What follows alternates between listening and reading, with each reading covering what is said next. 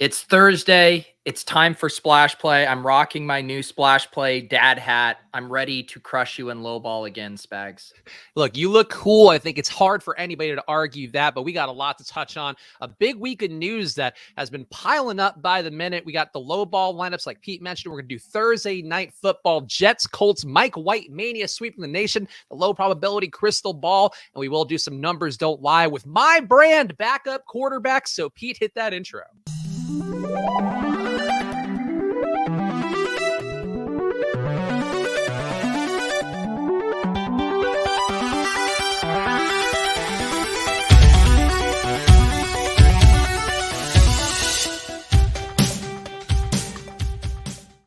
Hello, everyone, and welcome to another edition of Splash Play, the fantasy football podcast for every game under the sun. And once again, I am Chris Spags, joined by your friend and mine, fresh off his New York City trip, where I believe he conquered the city. He's Peter Overzet. How are you doing, Pete? Yeah, I mean, the goose already, I did 3 shows yesterday and on like 5 hours of sleep, and I sounded like shit, and people let me know, but I'm feeling good. I got a nice, I don't know, like 9 hours of sleep. I went to the gym. I went to the sauna. I had a lunch. I'm back, Spags. I'm back. That's good. I'm good that you go to the sauna, even though there aren't football games on for you to avoid. You know what? It's I didn't get to go to the sauna on Sunday because I was trying to get a bunch of shit done before my New York trip. So I was missing it and had to go midweek.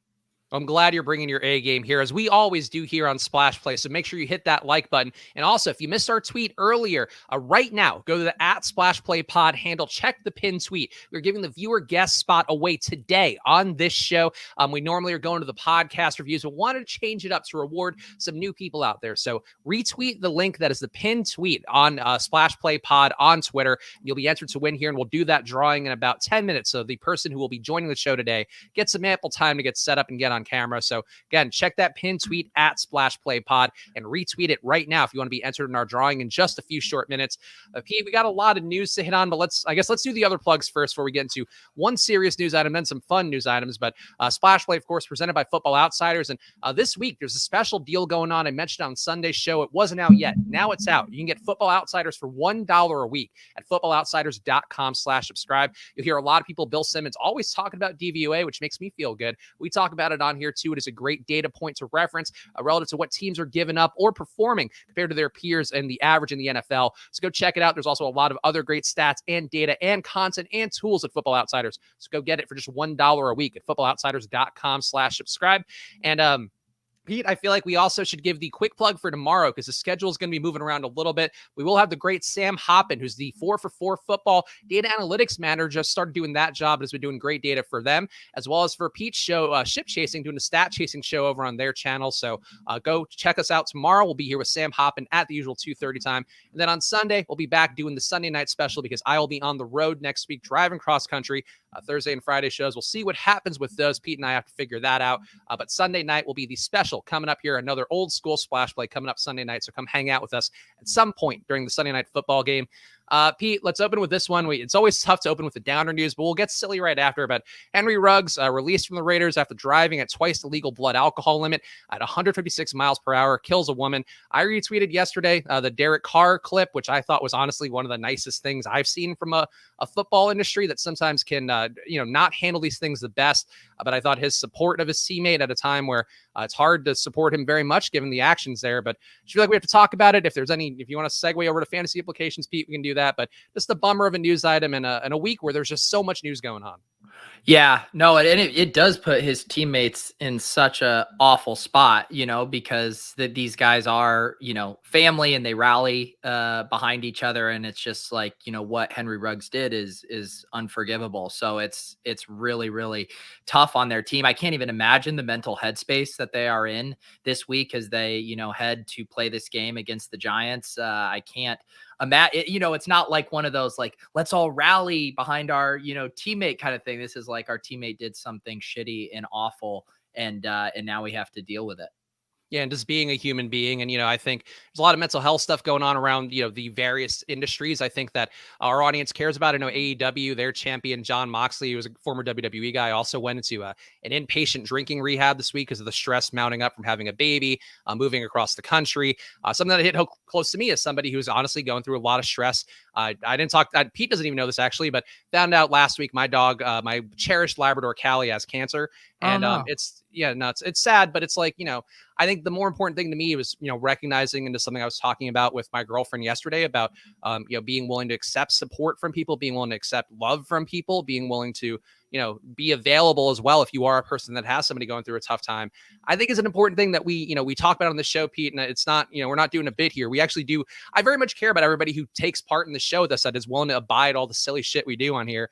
And I think it's important that us as guys, we try to destigmatize this stuff and be willing to listen and extend that hand. And obviously the ladies in the audience too. But I just kind of want to put it out there because everybody's going through a tough time and you never know. And being supportive of somebody, even when they do something really awful, as Pete is aware of doing the show with me for so long, I would say that's just something that's important that I want to put out there up top, and then we can do the rest of the nonsense we normally do here. Yep. No, I think I think we do a good job of trying to hit on everything that's going on in the NFL, even if it's not easy or enjoyable to do it. Speaking of things that are a little more enjoyable than mock, Aaron Rodgers will be out at Kansas City this weekend after testing positive for COVID. He reportedly sought a vaccination exemption after undergoing homeopathic treatment designed to raise his level of antibodies. And then he said he was immunized during a preseason press conference as he talked about the vaccination situation. Jordan Love's going to start, Devontae Adams off the COVID list. But Pete, this is one that just made me laugh. And I tweeted it out, so you're hearing the same joke twice. But it just made me laugh to no end that Aaron Rodgers basically, he's in the Hollywood ecosystem. He's hanging out with Shailene Woodley. I don't know if they're married now or engaged, whatever they are, but he's basically just took some vitamin D, ate an orange, and then held a healing crystal. And he's like, hey, I'm vaccinated, guys. It just didn't work. And it's kind of classic Aaron Rodgers, where he's such a great player, but one of these guys that over the course of time, it's impossible to not mock him at every turn. Yeah, he definitely gives everyone plenty of ammo to dislike him. And it's been interesting to see the different strategies from some of these players as far as how they handle the COVID and the mask stuff. Like you've seen the really defiant stuff from Cole Beasley. Obviously, I think it was even like Durham Smythe on the Dolphins that had stuff in his Twitter bio with this, where Rodgers is still trying to have his cake and eat it too, and wants to still be like, no, I'm doing stuff. Like I'm taking this seriously, but not in the way we all need him to take it seriously. Yeah, and it's just Aaron Rodgers doing Aaron Rodgers things. Lots of funny memes out there that you can, if you want to just dig into the Twitter trends, it honestly is an enjoyable 5-minute little scroll through there. So go check that out. And I guess the question for you, Pete, the fantasy football betting implications here. Jordan Love starting an interesting spot going against Kansas City, a prove it spot. And I did say in some tweets, replies to people as well, like, I think the funniest thing would be if Aaron Rodgers somehow gets Bledsoed here. I don't think it's very likely. He'll probably be fine with the COVID and get back. But if Jordan Love is a monster game, somehow beats Kansas City at Kansas City, and they've been reeling too. Like, is there a world here where Jordan Love could be something meaningful, whether it be for just 1 week or even moving forward? I think so. Yeah. I think he could definitely, I mean, first of all, like in DFS at 4,400, I mean, it's so cheap and it unlocks stuff. And I think it's actually going to end up being kind of popular because the whole thing people have been wanting to do with the Chiefs this year is like you play a cheap quarterback and then you fit in Travis Kelce and Tyreek Hill. And now you have a cheap quarterback in their game. So I think that's going to be a very popular salary saving move. The question is, and now we've kind of seen this with Justin Fields, where, we kind of blindly were like, oh, he's going to run Konami code, he's going to unlock this, high floor, high upside. And then we see with Justin Fields, like, okay, they're not actually doing design runs, maybe a little scrambling here and there. And so that's the question for Jordan Love. And this is a guy, they drafted him very high, but they have never shown any confidence whatsoever. Even when things were getting really bad with Aaron Rodgers and it looked like that relationship was going to fall apart, if they felt really good about Jordan Love in-house, maybe Aaron Rodgers still isn't there, but they clearly haven't felt great about Jordan Love. So I do worry, just quote unquote, is he, good? But from a fantasy perspective, I mean, 4,400 is a super nice price tag. I think what's also interesting on this slate, though, is how he chalks up to someone like Taysom Hill, where you could just pay, what is it, an extra, I I think it's like an extra just $1,000 to get up to Taysom Hill. And he's Yeah, kind of 1,100, I think. 1,100. So yeah, and we know what we're going to get from Taysom Hill there, where Jordan Love is still a bit of a black box. But yeah, I think he's definitely in the conversation. From what I've heard from the cash game bros, I don't know if they are chomping at the bit even to play a $4,400 Jordan Love, just with how low his floor could be. Relative to the season so far, Jordan Love obviously hasn't taken a lot of snaps, but has been a deep ball thrower, 13 intended air yards per attempt, a number we're going to talk more about coming up in the Numbers Don't Lie segment, but certainly some intriguing options to pay down for this week, and some guys maybe for waivers too. I know Taysom Hill in the league that I'm doing for Edge Sports with our company league for fantasy football. My QB situation has been bad. My team in general has been bad, where we're 2-7. I feel like or 2-6. I'm a real fucking sham of a host here, Pete, because I just don't pay enough attention to fantasy football, like, to the season long leagues, because I'm so busy prepping for this show, doing DFS, 3 times a week, obviously now with NBA even more than that. And I just got to say, Taysom Hill, if people are disrespecting him out there, maybe a guy worth looking at on waivers for that long-term solution with Jameis Winston out with the ACL tear. And I guess let's talk about that part real fast, Pete. We mentioned Taysom Hill. I mentioned him too.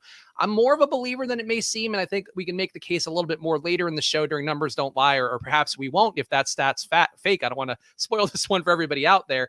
But how are you feeling about Taysom? Because there are some numbers I was digging into, and it's easy to make fun of him. It's also easy to make fun of the fact that Michael Thomas is going to be out for the year the second that it's announced that Jameis Winston is going to be out for the year, and he'll be having Taysom Hill as his starter. But I'm very intrigued by Taysom in this spot where they can't go anywhere else. There's not a Drew Brees looming over him. There's not, he had really good numbers last year in a way that digging through him again, I guess it just kind of went under the radar with how I filed it away mentally. How willing are you to dive in on Taysom Hill? Yeah, so I think it's a little trickier this year than it was last year, where, he was dialing in to Michael Thomas and you could kind of just skinny stack him. Whereas this year, there's basically no attractive stacking partners for Taysom Hill. They're already rushing at an absurd rate.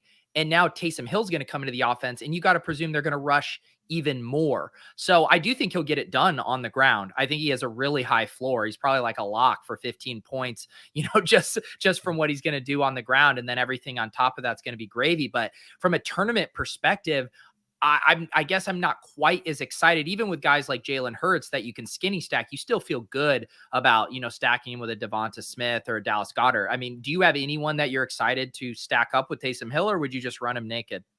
Yeah, I guess maybe you could do the Traquan Smith route, but we've talked about that. That hasn't been the best so far. Callaway's shown some flashes, but I don't really have the trust level. Like you honestly just given Taysom Hill his ability to sort of spread the ball around when Michael Thomas isn't out there. Like I think you could even make a Juwan Johnson case, but these are all really flimsy cases, and that's the crappy part. And I also know too, last year Alvin Kamara fell off a cliff in game Taysom Hill because he does take away those short throws. And I know Pete, you were kind of going against me with my takes about Mark Ingram hurting Alvin Kamara. Now he's getting squeezed on 2 ends here, and I would say I don't know if the trade deadlines for leagues out there might be closed already, but Alvin Kamara, I think, is going to take a sharp downturn here down the stretch. And I know you've pushed back on that, but do you feel that more so now with Taysom being the QB? Oh yeah, I mean, to me, Taysom Hill is a far bigger problem for him than Mark Ingram, just because Taysom Hill wasn't, the check down kind of quarterback, and that's really where Alvin Kamara has just been feasting these past few weeks, is just getting insane target shares where he was like a lock for 10 catches, and now you really worry about it. It's just a stylistic thing. The quarterbacks that like to run, that's their kind of safety valve when plays break down, as opposed to just dumping it off to the running back. So I think it's a big concern for Alvin Kamara. I do agree now that he's getting, potentially, I mean, around the goal line, his goal line role with Taysom Hill now is in serious question, because there's nothing Sean Payton loves more than dialing up designed runs for Taysom Hill in the red zone. So yeah, I think it's definitely a concern. And definitely not a fake throw and asking about Derrick Henry. We're going to talk about him in a second, so hang on and we'll take that question too. But the Saints, I feel like we have to talk about them vis-a-vis Odell Beckham, who was excused from practice after his father posted the video of Odell Beckham open on a bunch of plays. Odell responded in the comments positively as well, so that wasn't a great look for him. Team reportedly tried to trade him to the Saints. Saints didn't want to pay that price tag. Now there's reports that Odell may not play another down in Cleveland, or some rumors maybe that he gets released. I don't know what's going to happen here, Pete, but I guess if you had to make the odds here, do you think he somehow plays this week against Cincinnati or at Cincinnati? Or do you think this is his end here of a really ugly run in Cleveland, one that definitely didn't live up to the hype that we saw of obviously his Giants stint? Yeah, I was like reading all the quotes and stuff when I was writing about it for the newsletter this morning, and the vibe I got was this was his last game in Cleveland.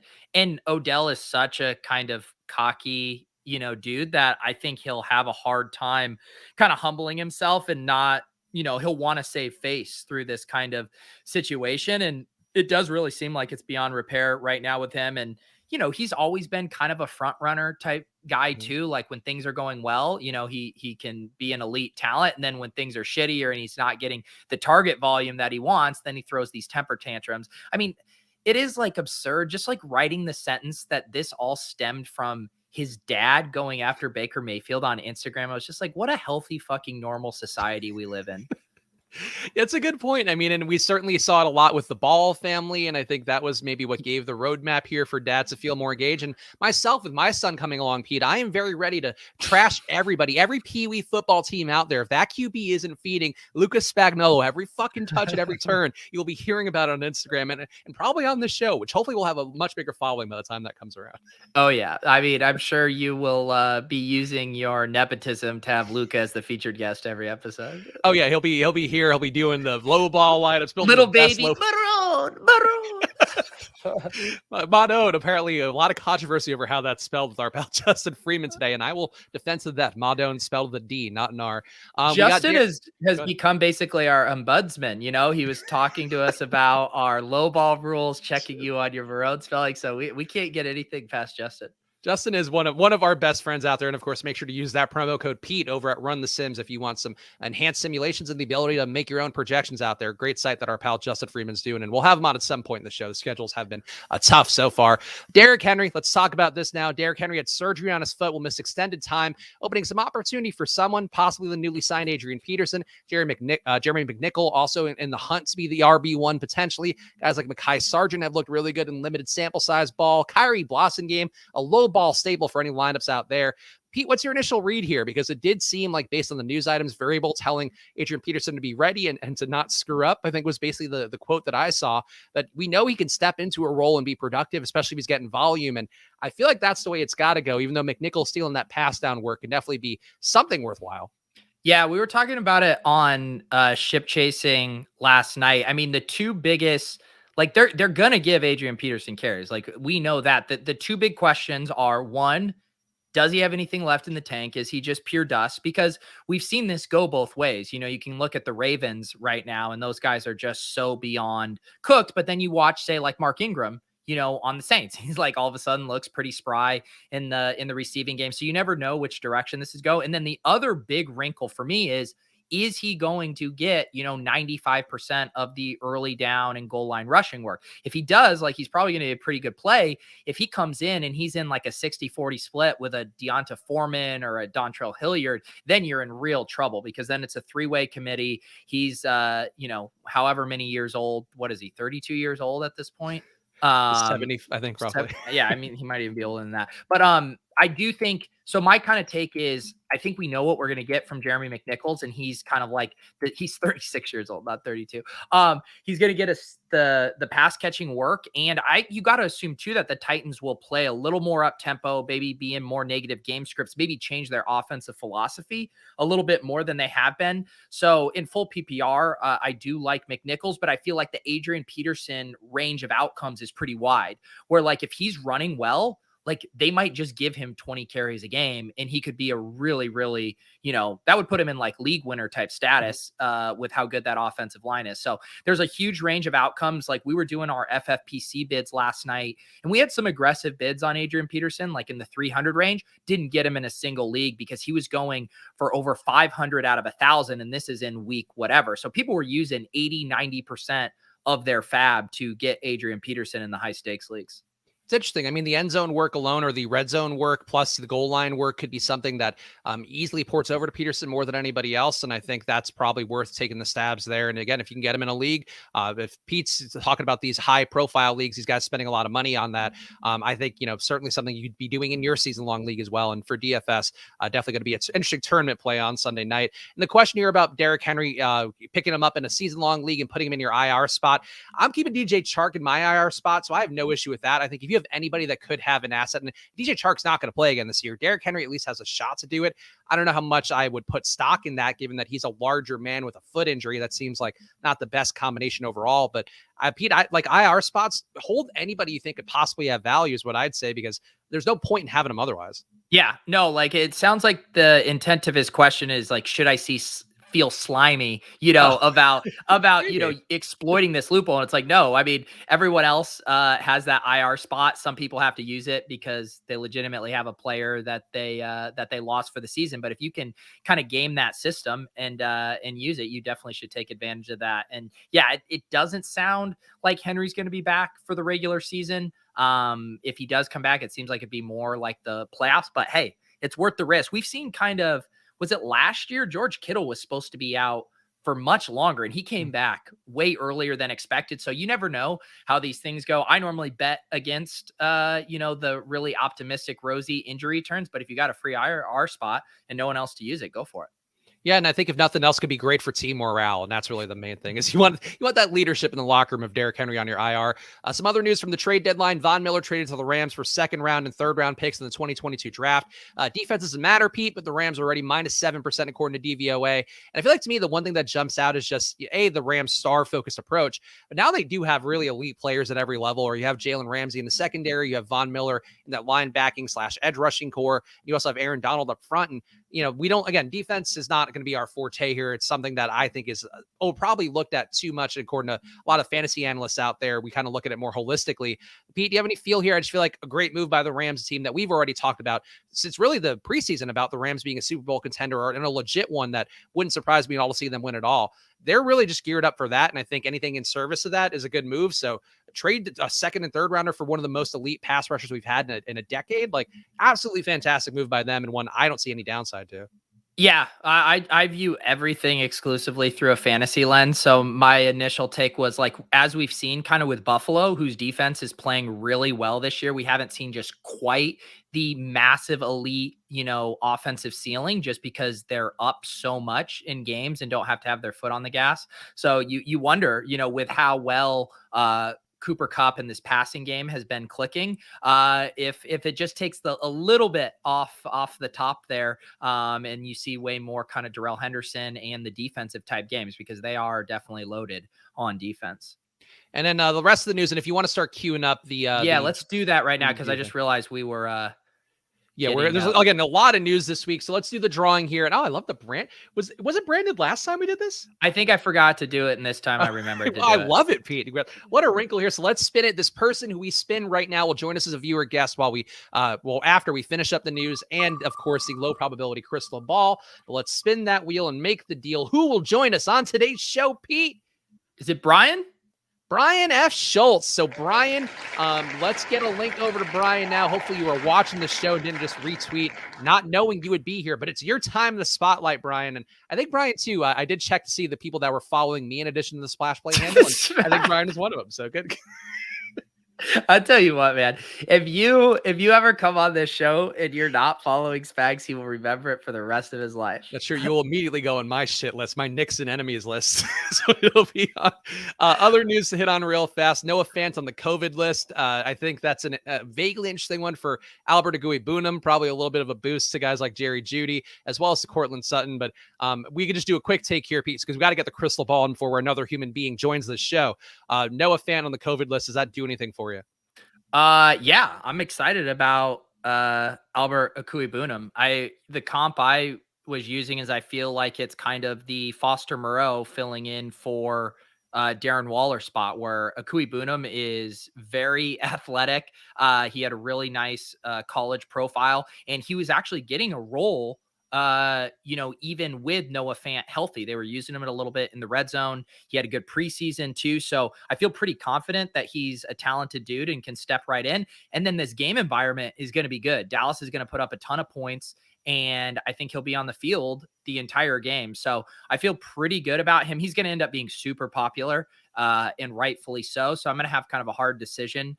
It's not going to be like the Foster Moreau fill-in where it didn't happen until the last second and he was only 12%. Like, people are going to have all week to get excited about him, and he'll probably be like that Ricky Seals-Jones play a few weeks back where he was 35-40% owned. Also, the link is now out to Brian. So, Brian, if you're watching this show, check your DMs from the Splash Play handle. I just pushed along the StreamYard link. And shout out to Tom Source in the chat, who did just, in fact, follow me live here on the show to avoid the heat in case he could get in as a backup. So, Tom, you're now officially my backup for following me here as we talked about. There you go. I mean, you guys don't want to know. I mean, sometimes I float guests to come on this show, and Spags like, they don't follow me. Fucking no. Like, I would like to say that's like Pete's doing a bit here. That has been perhaps a point that's been raised. I'm a spiteful human being. I can't help who I am, but all smiles here. Tyrod Taylor, QB1 for Houston at Miami this week. Tyrod did lead the Texans to an impressive early showing, I guess, relative to what people expected. Are you willing to go Tyrod now that we do have Jordan Love? We do have Taysom Hill, and it does feel like Tyrod could go completely under the radar in a game against a fellow crappy team that does give up some points. Oh, baby. No, we got to derail this because despite I followed. That's false. I followed. This is heating up, baby. No, Al is incorrectly informed here. I have followed Al for a very long time since the DFS Edge. He just doesn't know because I've been so ride or die for that long. Okay. All right, Al, check the receipts here. We got to get to the bottom of this because boy, would this be shit. You know what? I'm somehow not following him. I must have unfollowed him accidentally. There you know what? go. Al wins, I guess. I made a mistake. I'm sorry, Al, that you are correct. I don't know how that happened. Sometimes I do fat finger things on Twitter, but unfollowing Al might be one of the things that I would never do. I'm a big fan. So Spags, maybe you now need to be a little more charitable to the people who have wronged you. Maybe they just accidentally didn't follow you either. Yeah, Pete, I don't like you turning my hubris right back at me like that. By the way, show Al some love. And of course, go to smizzle.tv/charity because I presume he's still doing his charity run. And I honestly don't even know how it happened. I don't know. Oh, yeah, I'm sure.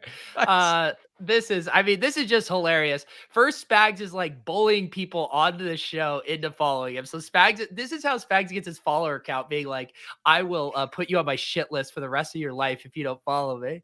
And I'm then so upset at myself. Calls you out. I can't believe Al. Hey, thanks for watching the stream, Al. I appreciate it for being one of our greatest guests this season. But yeah, that's on me, and I got to take the hit. I guess got to take the L. Now I don't even know how to get into character, Pete. We got to do the low probability crystal ball before we get our special viewer guest here on the show. So let's do it if we can. Are you ready? Yes, I am. But just real quick, because I'm also wondering if we should set up a backup for Brian. Because I have yet to hear from him. I think it's Tom. I think it's Al. I think it's Al Seinfeld. Well, let's do it. Let's do another drawing now, right before we do this, so we can get. And if they both show up and we have two, that's fine. But let's make sure we have someone. Okay. Spin it one more time, and then I'll just wear the shawl on my head like an idiot.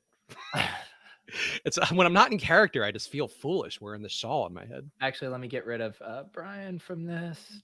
Oh, smart move. This veteran moves by Pete running this wheel. Oh, beep, beep, beep, it is. Is it Tom? There you go. It's Tom. Tom, your good karma has racked up. See what happens when you follow me on Twitter. All the good things happen. You see what happens when you follow me on Twitter. Get the fuck out of here.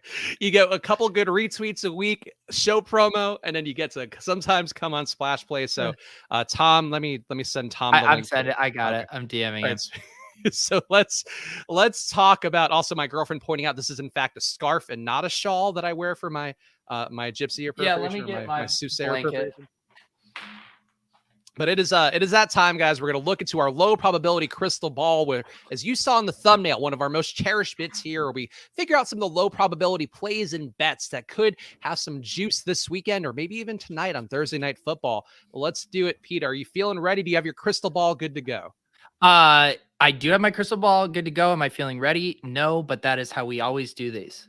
All right. So people now going to immediately unfollow me. Nick, don't unfollow me. It's going to pay it forward. I promise.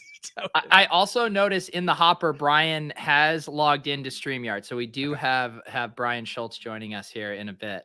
All right, so we'll have a double duty viewer guest here, and of course that's the fun we have on this show. So make sure you're watching every single time we put out an episode because that's what we do. But Peter, it's time to look into our low probability crystal balls where we will find some of these very slim margin outcomes that we will bravely predict here on the show, courtesy of rubbing our crystal ball-esque objects. Oh, yes. My ball here. It's been so good to me. I continue to attract customers at an alarming rate. They say they don't need these stupid fantasy analyst hacks anymore, and that I have revealed the truth to winning their fantasy leagues and DFS contests, Spags. Well, the good news, Pete, is I'll take one pick off the board for you, one involving a backup quarterback, which, as we've discussed on the show, is something that I never gave up as a bit and continue to push all year long. And once again, I will ride the Mike White train. Mike White mania sweeping the fields of New Jersey, New York, wherever the Jets fans The accumulate. Meadowlands, I believe, is what it's called, Spags. I think it's now a different name. It's MetLife Stadium, in fact. So things, we're both incorrect, which is really what this show is all about. But the crystal ball doth seeth all. And tonight, Mike White, 300 yards rushing. Sorry, the crystal ball's a little foggy. 300 yards rushing, 300 touchdowns. Pete, could you believe it? He's going to have 300 yards of rushing and 300 touchdowns. It seems a bit bold, but that's what we do around here, Spags, as we look into the future and we see outcomes that no one else can even envision, much less conceive. You are fucking crazy. The infinite probability crystal ball comes through once again. Point being, Mike White, good game is what I'm seeing here mostly. Pete, what do you see in yours? It's so funny you say Mike White, because one trend I've noticed with these fantasy analysts is it's a dog-eat-dog world. They're always trying to one-up each other, dare I say even leverage each other's picks. What if we all came together as a family and correlated our crystal ball predictions? I see Denzel Mims getting some of those Mike White touchdowns tonight. 2 touchdowns for one Mr. Denzel Mims, who actually ran double the routes and played double the snaps as a more ballyhooed Elijah Moore last week. An interesting play, Pete, but I don't see anything Denzel Mims related in my crystal ball at all. In fact, that must be part of the infinite possibilities crystal ball. Oh, so you think Mike White is going to throw for 6,000 yards and not any of them are going to go to Denzel Mims, you fucking rube. 5,999 yards to Jamison Crowder, 1 to Elijah Moore, and many routes run for Denzel Mims will be in fantastic cardio shape is what I see it here. Let's go. Give us another pick. Show us what's in that shitty old ball of yours. Well, this is coming in a little more clearly, and this is one, the low probability shining through, but we talked about it up top. Aaron Rodgers, he's probably holding a crystal ball of his own to get his vaccination status, but it is in fact going to be Jordan Love, who comes into Kansas City, beats the Chiefs, 300 yards passing, 100 yards rushing. He's almost a Mike White, not quite a Mike White, who could be, but still Jordan Love will be the millionaire maker winning QB this very weekend. I just want you to know that I think you do a lovely job looking into your crystal ball, but you do know that there are other players out there other than backup quarterbacks, correct? That it is possible to give people something other than a shitty backup quarterback. The crystal ball is very on brand, you see, and they're also completely different slates. One's a Thursday night showdown slate, one's on the main slate, so completely different plays according to the crystal ball. Pete, what does yours say, though? Because apparently it's so much better than my well-vetted crystal ball with great success. Yeah, maybe I would say Taysom Hill, but I don't want to steal the last card you have up your sleeve. No, I'm going to talk about one Mr. Marquise Hollywood Brown. He leads the league in air yards, 321 air yards last game. It's beautiful. We call them prayer yards, but not with Marquise Brown. I call them deliver yards. He will deliver on those yards. He's going to have a monster game against the Vikings. I see somewhere between 150 to 200 yards and 1.5 TDs. Wow, so specific yet so brave, and I will give you that credit. And also, my crystal ball says prayer yards. Is that something you came up with off the cuff? Because we love it here. No, that's actually a well-known joke within the DFS community. Maybe you should pay attention for once. Well, I guess I'm such a fish, and I'm based on my results so far this year. Must have missed that one. Either way, any more low probability plays for you, or should we move on and get into our normal characters that were really running well before this bit? Scene. Okay, there we go. All right, now it's time I feel like last week, past few weeks, I was ready to bail, and you gave me the out. This week, you wanted to bail, and I gave you the out. My heart wasn't in this one, and once I was flubbing the Mike White things, like I was trying to come up with the take, but then the voice wasn't hitting right, and I'm like, how do I get the voice better? It was a whole thing. Either way, we're gonna have our viewer guest on, as always here, for Numbers Don't Lie. Brian is driving with a beautiful dog in the background. Locked in, got the dog with me. Yeah. Nice. Wow. Well, let's keep your eyes on the road at 10-2. You don't need to make eye contact with us. I am locked in. I'm like 2 minutes from home. So Back before Okay. we know it. Awesome. All right, now, interesting question here. Are you going to stay in your car when you get home, or are you going to walk into your home? This is, I'm just very curious from a production standpoint.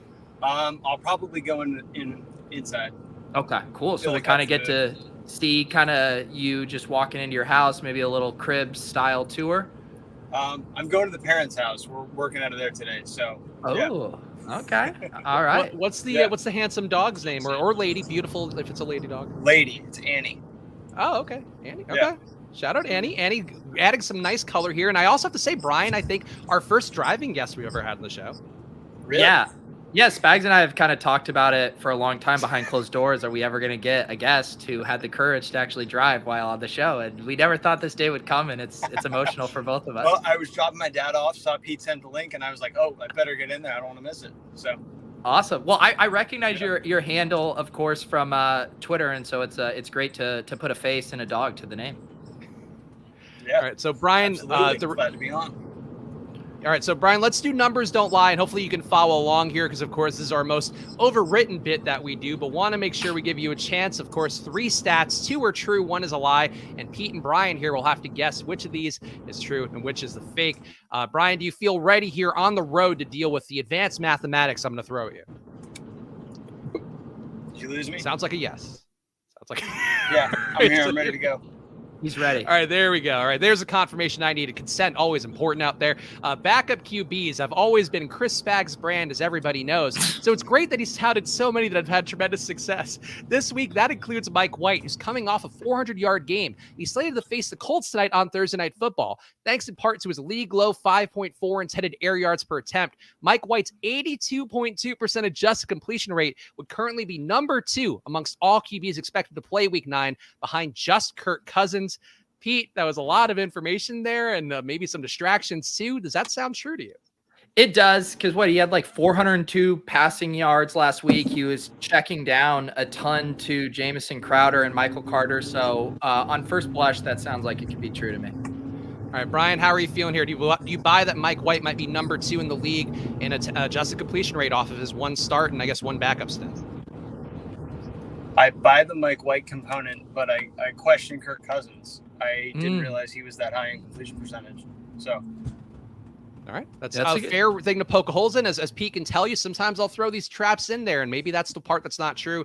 But of course, it's a backup QB theme. Numbers don't lie. So let's talk about PJ Walker, who may start for the concussed Sam Darnold versus the Pats this weekend. Well, NFL fans haven't seen much from Walker other than a win against the Lions last season. He's a certified legend for the handful of us that watch the XFL. Walker's 7 deep attempts per game in the XFL would be the most in the NFL this season among starting QBs, while his 11.2 yards per completion would also be tops amongst NFL QBs as well. Brian, I don't know if you're an XFL man, but does that sound like it could be true for PJ Walker? I'm not. I was not a huge XFL watcher, but I am an ETR sub, and I know Adam Levitan is full 3.9 for PJ Walker. So I think it could be true. Yeah. All right, Pete, how about you? You know the XFL a little bit more, and the Levitan social proof is an important thing. So are you buying this PJ Walker stuff? I just want to say I do appreciate that my crystal ball character roasted you for not bringing up anything other than backup quarterbacks before we did a Numbers Don't Lie segment all about backup quarterbacks. I mean, it's almost like you could have seen the show notes in advance, but we all know that's not the case. I got to find that Google Doc. Pete, do you think that's true, though, or false? I think that could be true. Yeah. All right, last stat here, and then we'll determine which 2 are true, which one's a lie. Taysom Hill lost the starting job to Jameis Winston this offseason, but he'll get his chance this week versus Atlanta. And while Taysom has a rep for being a runner and a checkdown king, he actually threw for a league-high 11.5 air yards per attempt this year, and he has the highest adjusted completion rate in the league last season at 82.6%. Brian, you've heard them all now, so I'll ask you first. Which stats sound true, and which one would be the lie? I think I'm going to go with my gut on that and say the first one because of the Kirk Cousins component. Okay. All right, bro, slap in the face to our pal Arif Hassan, but that's what Brian's bringing to the table, and I respect that energy. Pete, which one's the lie? Yeah, I would say that the implication there is not a slap in the face to Arif. I just want to clear Not that at up. all. It was designed to be deliberately hurtful to our pal Arif Hassan. Taysom Hill was fine last year. Hang on, I got to enjoy this Blair Witch Project scene we got going on here. Just see him bringing a body out of the truck. I got somebody mowing the lawn across the street too, so I can't really hear. I was going to say, I don't think Taysom Hill was that good. Like, I don't think his completion percentage would have been that high. So I'm going to say 3 is the lie. In fact, the lie is my beloved PJ Walker. His 11.2 yards per completion would actually be top 10, but not that great. Guys like Jimmy Garoppolo would be ahead of him. Lamar Jackson would be ahead of him.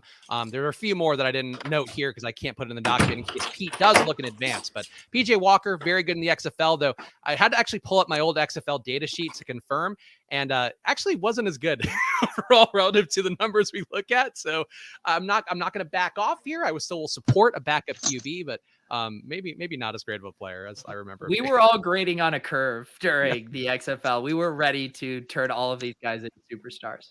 He won so much money in NFL DFS or XFL DFS at that point because it was the him and Cam Robinson stack week after week. That was a beast. That we'll see what he does this week. He might be starting. We don't know yet. Sam Darnold, though, has not gotten back in the practice yet. But we got Brian now settled in. Brian showing off the home, flexing on us here at the parents' home, looking good. What do the parents do? My dad and I are mortgage brokers, and my mom's a teacher. So I got to say, Brian, I'm buying my first house, and we're doing the closing next week, which is part of my move across the country thing. And buying a house fucking sucks, man. I don't know if you could fix that, but if you can, I would try to. We try to make it easier. Unfortunately, we're only licensed in Florida, so couldn't help you out with that. But anybody that's made a lot this year and ready to buy a vacation home, give me a call. Yeah, Brian, what's the plug here? We've plugged before medical supply companies. We've plugged, of course, the Pasta House Company, the official sponsor of Welcome to the Family. But give us your plug here for anybody looking for some Florida real estate. Got it right here. Island Mortgage in Southwest Florida.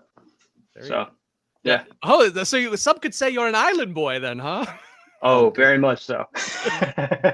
Those guys, the pride of Florida right now, I'm sure. Oh, yeah. I feel like I haven't heard about the Island Boys in like 3 days. Are they still alive? Are they doing all right? Honestly, giving those guys a legitimate question to ask. Yeah. Pete, I got to be honest, though. I'm surprised that there was not an Island Game, Island Boy bit that was done here. I feel like that was laid right up for you. I know. And I lost. So CSU Ram, his wife, Ashley Jennings, made a bet with Peter that I would be an Island Boy for Halloween. And I lost her that bet. So yeah, I'm apparently letting people down left and right by not doing more Island Boy material. Maybe for the Showdown how Grand lazy you tonight. are, and you didn't want to do the tattoos. Yeah. That is like the main barrier, though. Like, you have to make your hair look stupid. You have to wear like fake tattoos on your face and body. That's too much commitment to a bit, even for this show.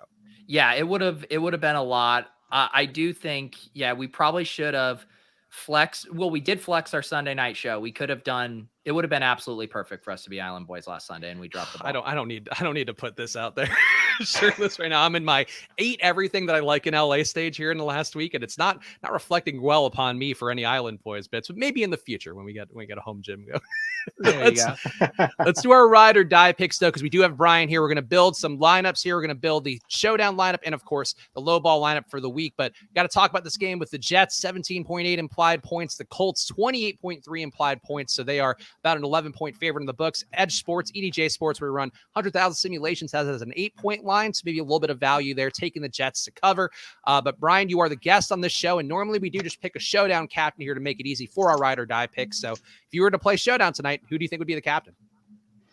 I think I'm going Michael Carter. I mean, considering the rushing productions he's gotten and how many dump offs he got, in the last game, I think he's going to be a pivotal piece there. All right, I like that pick here. Michael Carter looking good, catching a lot of those check down passes that Mike White seems to be part of the game plan. Pete, I normally don't like to let you go ahead of me because you've been really taking some good guys lately, but who would you take here, and why is it Denzel Mims? Do we want to just both agree not to pick Jonathan Taylor, and then we don't have to be upset at each other for taking the chalk captain? A gentleman's agreement on that? I think it seems fair. Shake? Yep, there we go. All right, shake on it. All right, I'll take Michael Pittman. All right, that's also a really good one too. But you know what? I'm going to leverage off your play. Presume the ball gets distributed a bit more, and Carson Wentz is the showdown winning captain. All right, there you go. I'm glad we were able to make that gentleman's agreement. I'm surprised you didn't put a caveat in that I couldn't take Michael Pittman either. No, I think the Jonathan Taylor one was the most obvious one, but I actually put Carson Wentz. It looks like in most projection models I'm looking at, Osmos in particular, looks like he's a little bit ahead of Michael Pittman for the median projection. So I'm happy with that one. But do you want to pull up a lineup we could build here and let let our pal Brian here join us. And people also saying, Brian, that you and your dad, Nick, in the chat saying you guys should do an ironically bad local commercial parodying Island Boys. Honestly, could make you a lot of money. Might have to consider that. I don't know if I can get my dad to buy in on it, but I'll see what we can do. Does your dad know who the Island Boys are, or have you not had that conversation with him yet? We haven't broached the topic yet, but it sounds like I might have to do it. So there you go. That's the modern equivalent of a parents, birds, and the bees convo, but going the other way is you have to sit down with your parents and tell them about the Island Boys. Yeah. So Spags, one thing I want to talk about here is Splash Play Showdown contest selection. I famously, tightened up the belt last week. We did 10 cent, both of those lineups cash. Both John Ross and Kyle Rudolph, the guys we were debating, both did good as the play. So now I'm wondering if we head up to the $5. Are we up at the stakes, Pete? Play within your bankroll. That's what we always advocate for here. Responsible bankroll management. My bankroll just keeps going down each week. Besides our showdown lineup builds. Oh, actually, no. This is a double up. Get the fuck out of here with this double up shit. Doing a $5 cash game showdown. Very specific lineup build is what that would be. Let's see here. We need a single entry tournament. Spags is too big of a chalk donkey for us to be in anything super large field. It's just mean. Brian, do you enjoy showdowns yourself? I feel like some people are not showdown fans. I'm curious which side of the aisle you fall on. I wasn't for a long time. I started doing some of the, prize picks and underdog, getting some of the pick'ems in. I'll be honest though, Pete, jumping on the showdowns and seeing some of the sims and stuff that you're running though, I've actually cashed in a couple this year, which I previously had never done. So forget the Island Boys testimonial. Let's cut one right here for Run the Sim. No, that's cool to hear though. Yeah, it's nice to not be flying blind on those slates for sure. And I think 2 showdowns, I would say for me, like there have been nights where the showdown Sunday Night Football has been my bailout for a crappy main slate. And I would say that, I think there's a little more control here and a little more forgiveness when you don't have the top scoring guy. You could still build quality lineups for showdown. So that would be my personal take on it. But Brian, where do you want to go first here? You could take the captain. You could take a utility spot. Follow your heart. It's on me. This is a treat. This is on me. I appreciate that. I think I might start us off with a little value. Yeah. A go ahead and get the cheap play in. Yeah. Ashton Dulin. Ooh, okay. What is he? $200? 300. Yeah. 200 in this economy. I love it. Oh, wait, that's 300 captain. Yeah. Oh, did you wait? You wanted him at captain? No. Sorry. Okay. I was looking at the pricing and it had pulled up for captain. I was like, Ashton Dulin getting an 8.5 fantasy point projection from Osmo, which I think feels aggressive, but I like the headshot. No, no Paris Campbell, no T.Y. Hilton. He's going to be out there in all 3 wide receiver sets. Yeah, he's getting end zone targets, so a touchdown, and he's hit value. He's honestly getting targeted more per snap, it looks like, than Zach Pascal, who we all know is a lock to score a touchdown every week from our show with Al a few weeks ago. Yeah, actually, that reminds me. What's the anytime touchdown prop on Zach Pascal tonight? It's got to be down from. It's like minus 400. Yeah. I'll take the next pick here because I think this is going to correlate better with what we just talked about for the ride or die picks. I think Captain Carson Wentz seems like a pretty good move, given we got Ashton Dulin here putting up enough to get into the lineup. All right, if we're doing that, then we got to get Mike Pittman in the flex here, and I think this is heading us on a trajectory to fade Jonathan Taylor potentially too. Interesting. Yeah, I think that's a pretty solid 5-1, 5-1 Colts and then fading Taylor. I kind of like that. It's not a bad move. Brian, what do you want to do? You're the one who's going to decide our direction. Although I'm actually looking at one of the sim lineups right now that's a 5-1 Colts that doesn't fade Jonathan Taylor. So, I mean, we could still do it. Let's throw him in. Let's see what it does. Because theoretically, we've seen him do it before where he has that, 170, 80-yard touchdown run, and then they still end up passing and still getting the production in. Yeah, so. And there's definitely value on the Jets side to make it work. So is it your pick, Spags? It is. So I'm really torn here as to whether I should save Pete some money or make him just take somebody at 2K. I just think Mike White with the rushing ability, with the fact that he was so involved in the offense, and he's going to be, I think, involved enough where you take him and hope there's somebody cheap that. Oh no, not Denzel Mims. Ding, ding, ding, ding. Oh. Like a glove, baby. You did that to yourself. I was Spags. Honestly, I was going to take Keelan Cole if we had the money, but oops, we don't. That's a very solid line. Probably the dual in part might make it not as highly duped, you would think. I actually think Doolin's going to be pretty popular. Okay. Where does Run to Sims have the ownership? Or is that a thing? Yeah, let me. I was looking at this earlier. So the average ownership I'm seeing for Doolin in the flex is around 24%. Okay. Yeah, Osmo's got him at 27.5. And obviously go check out their data. I say it too freely here, like I'm still working for them and doing shows, but go check out the data because it is a reference point I use for everything as well. I like the lineup. I honestly like it too. I don't like leaving $0 left. Like I do think that does increase the likelihood of dupes, but it's a good lineup. Well, Brian, will you just ask everyone not to dupe us and we should be fine? Please, for the love of God, do not dupe us. Thank you. If you guys can't take that earnest request from Brian to Hart, then you guys are all just unless lost. You're an island boy, then you could dupe. If you are an island boy, but you must send us a video to let us know that you are an island boy and you must be in the full garb. Or they need to get a mortgage through the Island Boys in Florida. That is true. Yeah. Island Mortgage in Florida, that's where you got to go here. Imagine if we were like converting mortgage sales at really high rates and not getting a cut. I mean, we have done the things we have done for, pasta shops in St. Louis. I mean, we really could take your small business to the next level. And my former boss under some heat today, but the Barstool funded a lot of stuff for small business out there. And now we're doing it, but just for mortgage companies, medical tech companies, and pasta companies. And that's it. That's right. all we could cover. It's a very unique niche. Yeah. I used to think that like people just wanted to come on the show to shoot the shit. And now I realize everyone's just coming on here to pump their small business bags. What should we do the low ball now? Brian, obviously, you're a part of the community here. So I want to give you the floor for a second, because I know sometimes people want to ask Pete a question, even more infrequently, they want to ask me a question, but do you have anything you want to say to us here now that you're on the show here in the bright lights and making sacrifices to be on the show, which we very much appreciate? Yeah. I mean, other than pumping my own bags, if anybody wants to follow for mostly jokes, some minuscule DFS takes, Brian F. Schultz 1 on Twitter.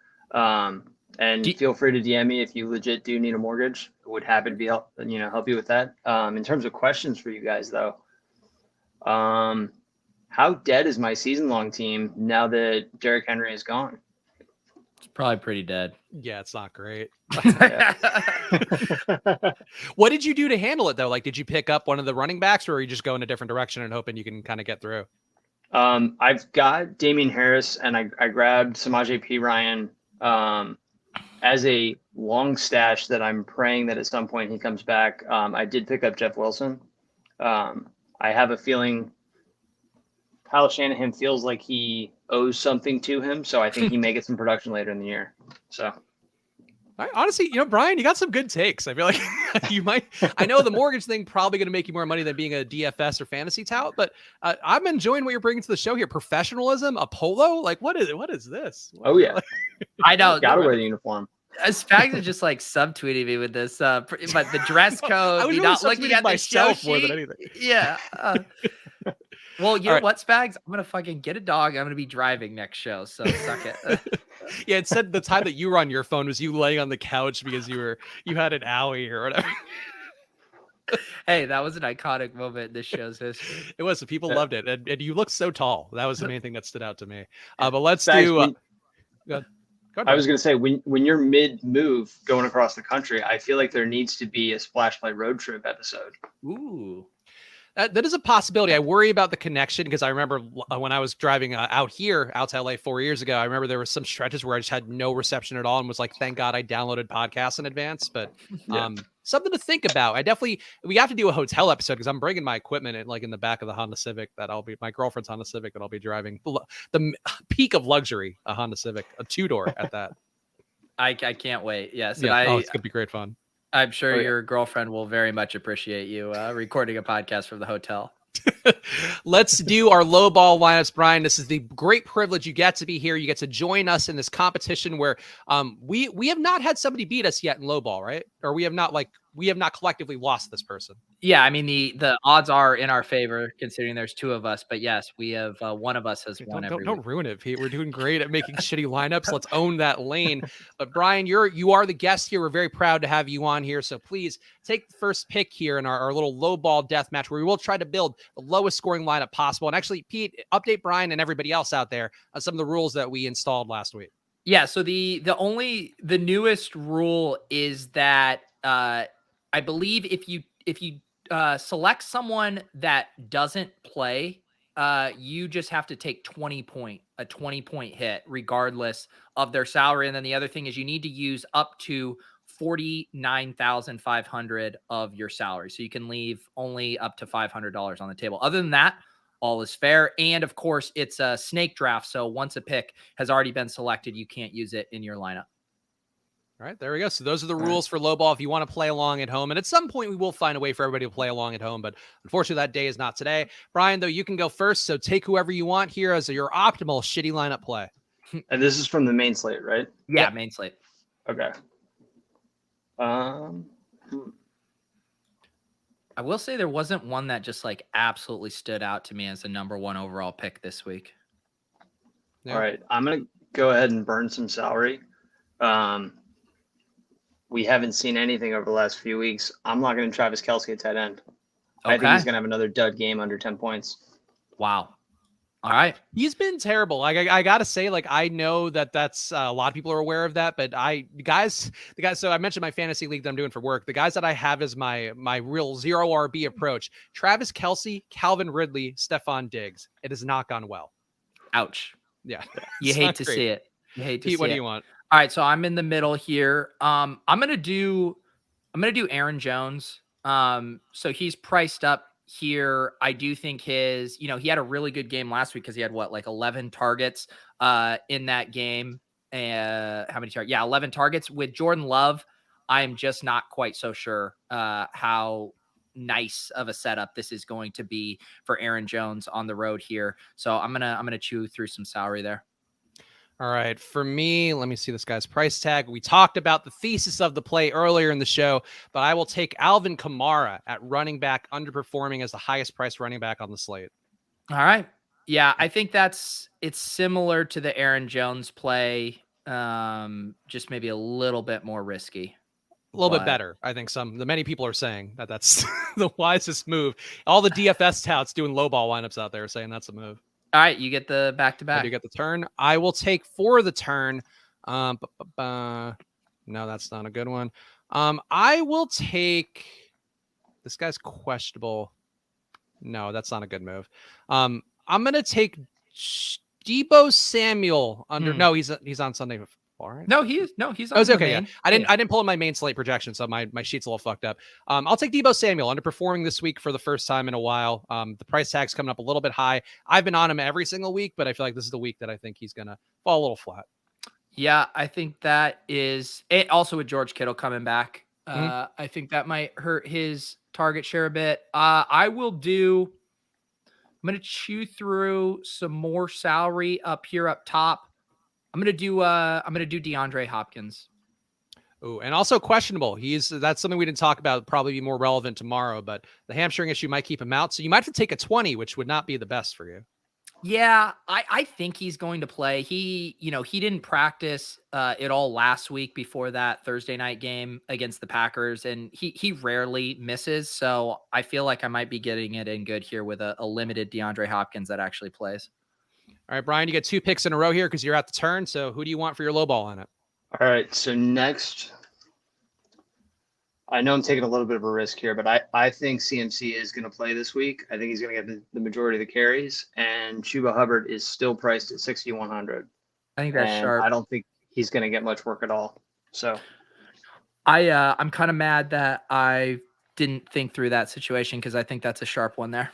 Yeah, that's one too where like there's multiple outcomes that are going to be bad, like New England just barnstorming them. If it's PJ Walker starting, as much as that would pain me, I think is a possibility as well. So I like it. Mm-hmm. All right. Brian gets one more too. Yeah, double up. All right. And I know correlation is probably the last thing that we want in this. But I'm doing it just so Leone knows he should not play him this week. Robbie Anderson. There you go. No, I mean, yeah, I guess these guys would be negatively correlated, which you would want. That's true. Yeah. So there you go. Yeah, Robbie Anderson, 4,500. What did he have? One target last week? Talk about prayer yards. Am I right, fellas? Just came up with that one. Did he even have that many air yards, Spags? I don't know. I feel like it worked. It'll play. What do you want, Pete? All right. I am going to. I feel like it is too risky I was thinking about going with Kyler Murray. And that seems really risky though. You know what we are going to do? Jeez. All right. I'm going to do Adam Thielen. Adam Thielen at 6,900. If he doesn't score a touchdown, I think this will be a very good pick. I think that's a logical move. I was planning on this guy before you said it, but now it gets even better because I can leverage off of Pete's play by taking Dalvin Cook at running back against Baltimore on the road. It's a low total game, 22 implied points for Minnesota. I think it's a down Dalvin effort here. So that's my pick. This is the best lineup you've ever built. I mean, Kamara, Cook, and Deebo Samuel. This is like a beautiful tournament start right here. Well, all right. I think I'll take it. If you want to dupe the lineup out there, please feel free. I want to take Tua, but I won't do that. It's tough. It's tough when you go with this strategy because now I have to find guys who are going to actually play and still be bad. Yeah. I will take for this spot. I'll take AJ Green, who's currently questionable, but he's not going to play. Is he officially not going to play? Okay, then you know what? He's on the. I know he's on the COVID list. Okay, my bad. Then you know what? I'll take Rondell. He never does anything. You know what? I will take Rondell. I'll take Rondell Moore, who has been gonna get more snaps here. This is a terrible play right now, but I'm honestly just want to do it for the sake of time, so I'll take that hit. I need to start truly leveraging against your lowball lineups by tossing it in the Millie Maker lineup. Look at this nice mini correlation right here with Devo and Rondell too. I mean, I love this team. I'm gonna do Zach Ertz at tight end. I think he's way too expensive at 4,700.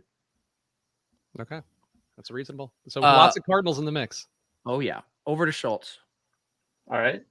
So I am going to jump in on the trade news. The Broncos getting rid of Von Miller. I think they're going to be absolute trash this week against Dallas, regardless of who the starter is. So I'm going to go for the Broncos defense. And then I'm going to take my quarterback and Trevor Lawrence. Okay. 5,400. Hasn't really proven anything yet. I think Buffalo's going to absolutely boat race him. So the moment of truth is going to come when you decide who to lowball stack him with, Jamal Agnew or Laviska Shenault. And just know that one of those will get you booted off the show. I totally understand that. I will not be tarnishing the name of Viska. One of those is a very clear minus EV play as well. And I think that those might be correlated if we're going to go on a limb there. Be quiet, Spags. I am going to, I want to get, this is probably when I should take my defense. This is probably, so Schultz took Broncos, which is a good pick here. Who else is looking really you know what? We're just going to keep loading up on the Cardinals. Cardinals D at 3,400 here on the road in San Francisco. We're going to go with that. The Cardinals onslaught. The onslaught is something we haven't done enough in low ball, but I do think is a pretty wise move. So I'll give you that. Not a good Darren Waller week with the Ruggs targets going away. I'm going to go, you know what? This is really risky and it's going to make this a more appealing lineup for Pete to mock me for and put in the Millie Maker, but I'll take Mark Andrews at tight end. I fucking love this team, Spags. You are you are a GPP visionary. I hate Look that. at this beautiful correlation. Oh my God. These guys all project like less than they should for me, but I agree that probably makes it a very good tournament lineup, and it's upsetting that this is seriously like probably what my tournament lineups are going to look like this week. I will, you know what? I'm just going to go all in on this. I'm going to correlate my running back play and take the Saints defense as well. Oh, wow. Spags, this is the best bit you've ever done. So I'm doing it for everybody out there. It's a great lineup here that we're building completely inadvertently, and I'll continue down the pathway. Okay. All All right, I'm gonna actually do what you're supposed to do and kind of pick bad players for this one. I'm gonna put in rest in peace, Kenny Gainwell. Kenny Gainwell at 5,000 here. That's smart. Losing touches to Boston Scott and Jordan Howard, the ageless. Uncle June is what we call him on this show. Brian, what do you want for your back-to-backs? All right. I am going to get a little bit of a game stack going. I know we got the 2-point conversion last week, but Jacoby Myers will not catch another touchdown this week. I think you just mushed it. I think you mushed his touchdown streak by putting in your low ball lineup. This was the catalyst. If this is what he needed to actually get one, I'm okay with it. Okay, it is. Did you do 2 picks or just one there? I did just one. Okay. And we're gonna get a little interesting. I'm gonna go double tight end. My stack with Lawrence will be Dan Arnold. Ooh, okay. I like the double tight end play. Someone in the chat was Danny was talking about that being the optimal strategy here, going double tight end. He's a little cheap. We're learning on the fly. Is it'll really get it what done. we're learning about the optimal strategy, I feel, for low ball. It seems like you haven't learned anything based on this lineup you've got, Spags. Based on the chat right now, Lou's saying, congrats to Lou, by the way, on his new job. I think that's very cool to see on Twitter, but can't wait to use Spags' lineup in a single entry this week. I've been saying definitely got to dupe Spags. I don't know if this is the desired outcome of our low ball bit. I mean, Spags, for you, it's probably not the desired outcome, but I mean, come on. I mean, the good news is we have nothing on the line besides our pride for this one. And ride or die picks are really looking up for me. I don't know if you know that. They are. All right. I'm going to play Matt Ryan at quarterback. I kind of want to leverage against your defensive pick. No, I mean, now without Calvin Ridley, this offense has just been so bad. I think this is a bad spot for them on the road here. At this point, I'm not even taking plays I believe will be low ball ones, but I'm taking ones that fit this theme that we're building with the lineup. Taysom Hill, come on down at QB. This lineup continues to make so much sense. I think it's upsetting that I might be better at building bad lineups that are good. I guess finally, no, having Hill, Kamara, and the Saints D is probably your first misstep. Yes, I think that's probably a good case, but I will, let's see, a wide receiver. I'll take a guy, let's go the other way. We'll run it back with somebody who probably is going to have an okay week, but Tajay Sharp, I feel like could stink, but he's getting looks downfield. And I just want to have people, if you are going to dupe this lineup, this is a very live GPP lineup, I think, by putting Tajay Sharp in. It's very nice of you to get the GPP bros a bring back in your lineup. They are very happy that you're baking in that added correlation. That's what I'm here for. When I'm wrong, I want to be really wrong. And that's what I'm going for here. All right. So I can start to get some more crappy players in here. Let's do, what do we want to do here? Let's I kind of like the that double tight end angle. Let's do a CJ Uzoma here in what I project to be a very low scoring game, and then I'm going to have to use 5,800 or more for my final wide receiver. Okay. It's a reasonable move. And Brian, you got 3,200 left. Who do you want to take with your? Actually, that's mine. My bad. Sorry, Pete's confusing me here. What's the minimum salary we have to hit again? 49.5. 49.5. Okay, so I might have to pull Dan Arnold out then. What? No. Well, there aren't enough guys at the higher prices that I can actually get it done. What do you mean? Well, so all right. Of course there is. Okay, You so can take I've got Devontae Adams. This is part of the game within the game. Ooh. Do I just completely completely buy into the Kansas City offense and take Tyreek Hill then? That's a move. That's up to you. I was thinking Mike Williams and Zeke, but it doesn't quite get me there. All right, we're gonna go Mike Williams and yeah, I can plug it in here and we can see how much. I've got one going on my screen. 76. I don't like it. I think he's going to do well, but Austin Eckler. Okay. It gets me there. Yeah. Yeah. This, I'm not going to toss this in the Millie Maker, but I might toss it in the $3. It's looking pretty nice now. Yeah. I mean, there's much better low ball lineups out there that we can all agree. All right, Pete, what's your final pick here? 6,300 left for you. Yeah, so I need to be up in the 50. Oh man, I'm one off of Marvin Jones, who actually was on my short list of picks I wanted to make, but that would leave me at 49.4, which is massively disappointing for me. So I guess that is going to put me up in am I going to have to play a player that I actually love? No. Ooh. I was thinking I might have to play DJ Moore, and I don't want to do that. DJ Moore is either going to have an amazing game if Walker is the QB or one of the worst games of his entire career. And I think there's very little in between. Yeah, I backed myself into a tough spot here. I'm gonna do Sutton. I'm gonna do Sutton. I can't bring myself to use. Oh, I didn't even have the salary to use DJ Moore. So Okay. It's Sutton. It is.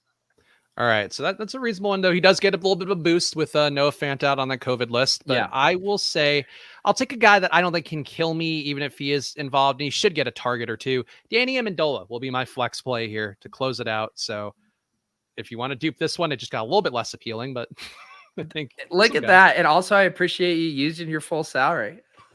Yeah, there were a lot of minus EV moves I made in building this low ball lineup. I would say relative to a low ball lineup, plus EV for a regular lineup. But there it is. So go check that out. Of course, we'll talk about the low ball lineups and how they did on Sunday's show. We'll be back Sunday night doing that.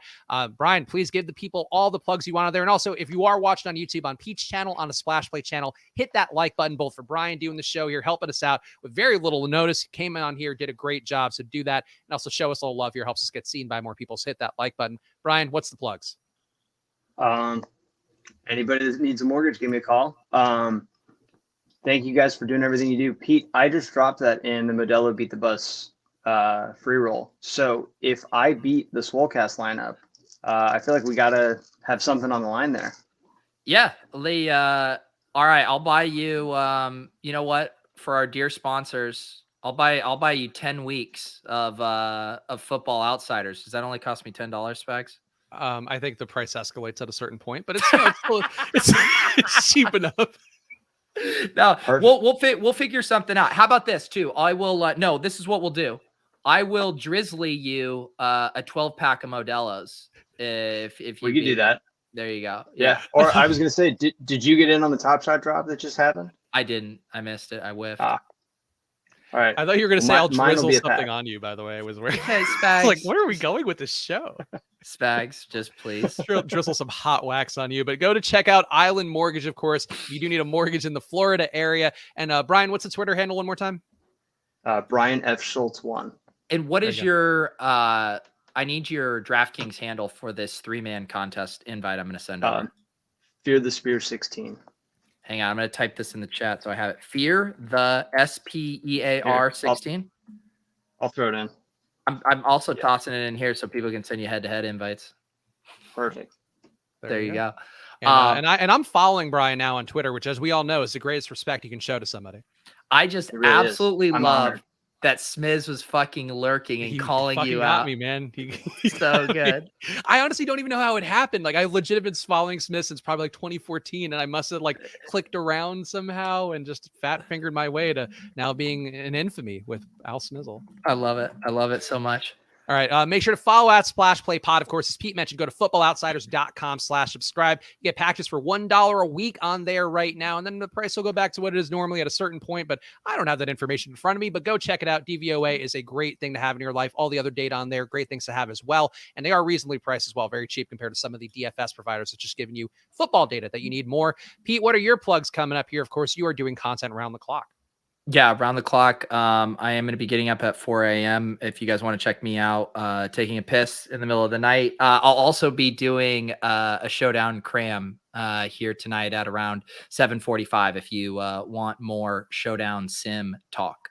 All right, so subscribe to Pete's channel, subscribe to the Splash Play channel. Of course, check us out on Apple Podcasts. We're still taking the 5 stars and review, and we'll probably be doing that for viewer guests at some point moving forward. We're just trying to change it up here to get guys like Brian in the mix, who we appreciate doing the show. Follow at Chris Spags, follow at Peter Overzet, follow Brian Schultz 1 Brian F. Schultz won. There you go. Brian F. Schultz won. Follow him too. We'll be back with you guys tomorrow, 2:30. Sam Hoppen, great data guy, will be on here doing Splash Play for the first time by himself. So we're excited to have him on. Come hang out with us then. See you guys soon. Bye.